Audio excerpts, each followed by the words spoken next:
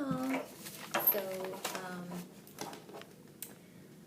this video is discussing how I became a two-time high school national champion and a three-time All-American.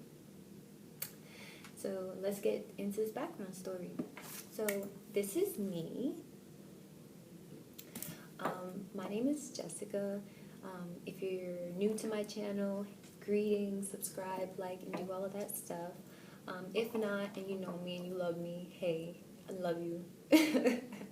Slide in my DMs, message me, text me, FaceTime me. I hope everything's going well. And shout out to all of my coaches. Shout out to all of my teammates, and not only the teammates who are on my team or on the same team as the school, but shout out to the teammates who were running against our team. So yeah, and to all my future competitors out there too. Hey, so as y'all know, my name is Jessica. If you want to know how I became a national champion, keep watching. Intro video section.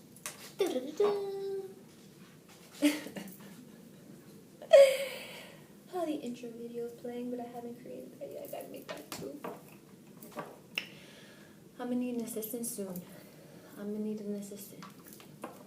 Okay, so I'm just gonna give you the tidbits. So first thing first, in order to be a national champion, you have to practice daily, besides Sundays, because you do need a day of rest. And when I mean practice, you want to practice hard so that you can win easy. Our coach used to tell us that all the time, which is why most of the time on workout days, we were getting it in. So it's imperative that you practice intentionally, and when you go to practice, you give it your all. That goes without saying.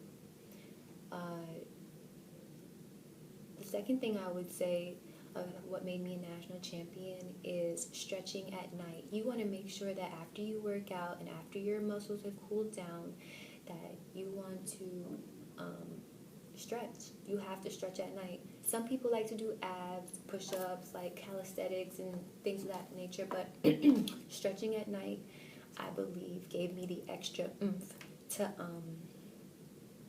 to be prepared for the workouts the next day, and more importantly, to excel at the race. And not only that, it honestly would lessen the anxiety and the tension that I would have before a race if I were to stretch and just calm my body, calm my nerves, and be prepared for whatever it was that was coming the next day. All right, so the third thing, workouts. Most of our workouts in high school were endurance-based with a sprinkle of speed training and technique work. But most of the workouts that we were doing were high mileage intensity workouts. We were running a mile warm-up. We were probably running about the same in stretches and calisthenics. We would then run anywhere between like 800 to 1600 meters in the workout, and then have another 400 meter or 800 meter cool down. So our high school coach trained us from a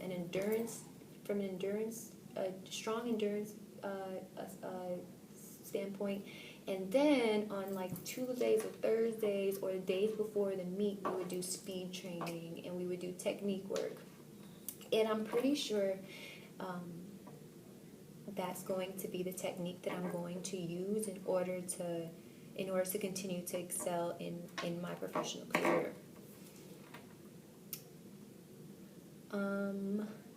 The fourth thing, water and food. The closer you get to competition in the beginning of the season, your diet changes, just like your workouts will change. the same way that the world seasons change and our bodies adapt to it is the same thing that you have to keep in mind as an athlete.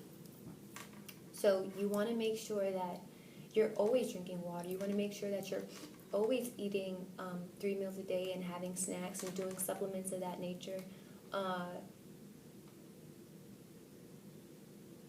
But it's imperative that your diet stays consistent. For me personally, I don't really like to eat on meat days, and it's always been like a weird thing to me because I've never really wanted to have to like be in the middle of having to use the bathroom and then my race gets called, or having to have an accident before the race. Like, I get really nervous before I race, so anything that can separate me from that would be great. Yeah, so you gotta drink your water. You have to eat. Have to eat. We'll get into the college section, but in high school, my mom pretty much cooked for me all the time, so I never really had to worry about missing any meals, which I was really fortunate and lucky. And most high school teams, like the day of the meets, they probably, if you're a track runner, then you probably know, like, your coach or the parents on the team provide y'all with water and snacks and everything for the meet. So we can move on to the next thing. So besides practicing daily, stretching at night, doing workouts and working out, like giving it your all during workouts, water and food, you have to have a purpose. Like, the purpose of competing, the purpose of running has to be greater than any other thing, and staying focused and staying motivated. In high school, I didn't drink, I didn't smoke, and I wasn't doing anything that would deter me from my goals. I was at practice when it was time to practice. I was at practice. When it was time to compete, I was competing. I listened to my coach every time, all the time, and he along with the other women on my team are literally heaven sent, because we motivated each other. We kept each other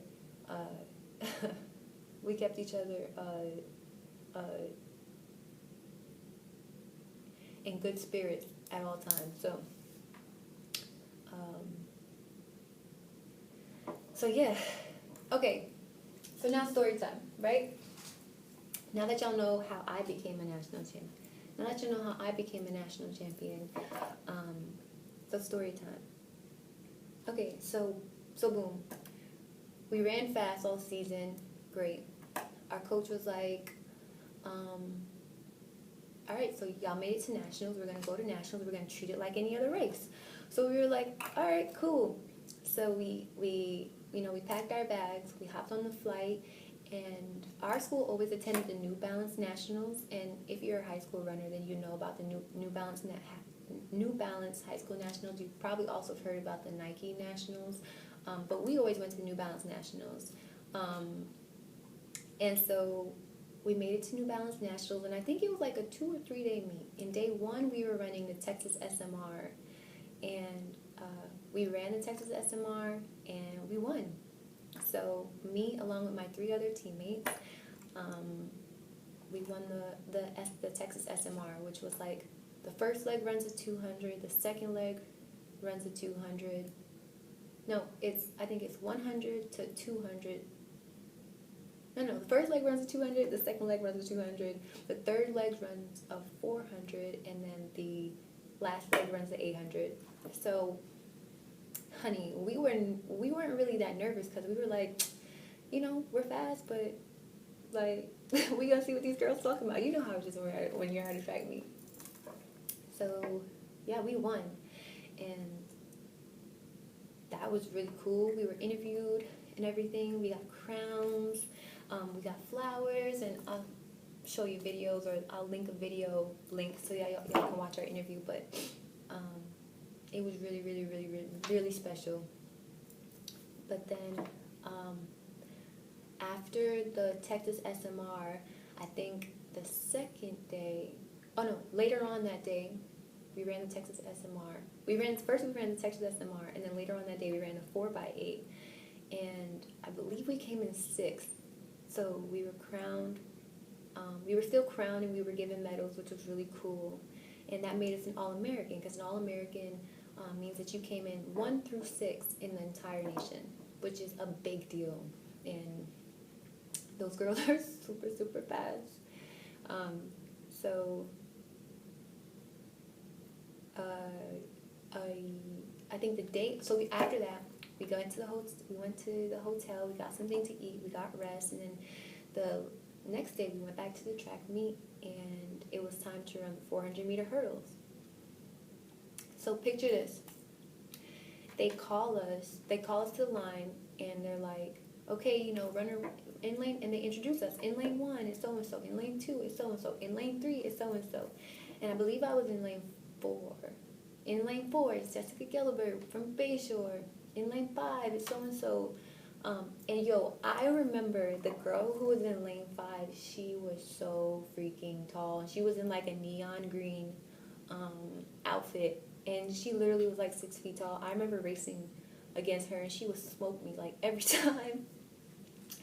And I was like, oh my goodness. I'm not nervous, but I wasn't really, I wasn't gonna let those thoughts take over the race. So I was like, okay, cool. Like, she's in neon green, she's in front of me. If anything, she's gonna push me, and she's gonna make me faster. I'm just gonna follow her, and just pew at the end. That was always my my race strategy, is to like to go out consistently, and then at the race just pew past everybody and just get to the finish line.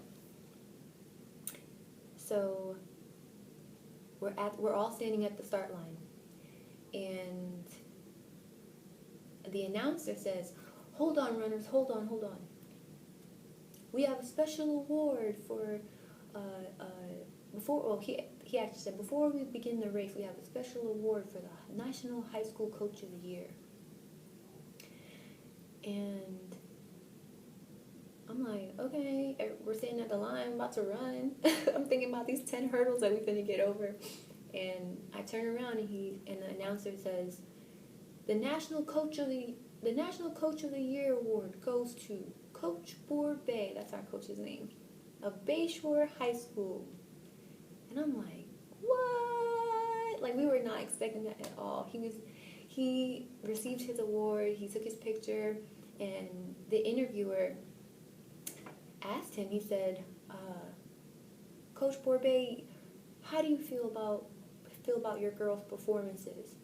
And he was like, oh, I'm really proud of them, national champion is nothing shy of amazing, and All-American recognition is great, and we have a runner here about to run the 400 hurdles, so I know these girls are gonna make us proud, make our school proud. And I'm like, wow, that is really, really special. Like, really, really, really special. And a lot of pressure, because it's like, oh my goodness, our coach was just crowned National Coach of the Year, and then he has a runner about to run the race. Like, I got to. It is a must. So the gunman says, runners, take your mark, set, pew! And all I remember is just like, conserve, just conserve. And as a 400-meter hurdler, I would say that we are arguably some of the hardest workers, hardest sprinters on the track. Because your girl has tried to run a 5K, and that is no joke. But sprinting the whole way around a track and then over 10 hurdles is no joke. It is not for the faint-hearted, and it will never be. And nevertheless, our coach equipped us with everything that we needed in order to get it done. And so I came around the 300, and I saw that girl in the neon green right in front of me, and I was like, Jess, it's got to go, it's got to go. And I gave it everything that I had, and I left nothing on the track that day, absolutely nothing.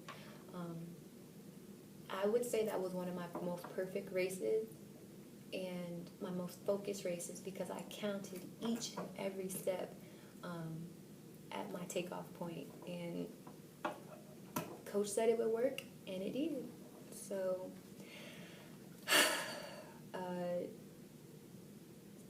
So yeah, that was something so memorable, and all of us earned a full ride.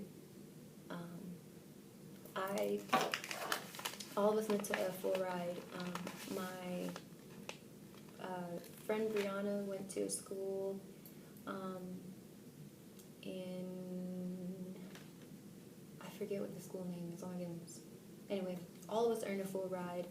I attended CCU, and Anissa and Amani attended North Carolina A&T, and I graduated, Anissa graduated, Imani graduated, and it's really a breath of fresh air to be able to go to college and not have to pay for anything. So every workout, every race, everything our coach told us was worth it by far, because even now, with from just an experience standpoint, going to school and not having to worry about anything but studying and, academics and athletics is beyond a blessing. So if you can put yourself in that predicament, then you can leave college without having any student loans, and being able to participate in a sport you love, and not only that, earning a degree that will earn you a lifestyle, that will earn you a career well after any other race or game or match. So that is really, really special. I do want you guys to continue to work hard. I do want you to continue to give it all that you have in practice. And remember, you have to drink water, you have to stretch at night, giving it your all at practice, and being confident in yourself and your goals, and keeping an eye set on your goal is most important. I will have other videos in this series discussing my college experience, discussing track and field. So yeah, I'll tell you more about my D1 college experience in the next video. And thanks for watching. And as you know, it's a movie. Ciao. Mwah.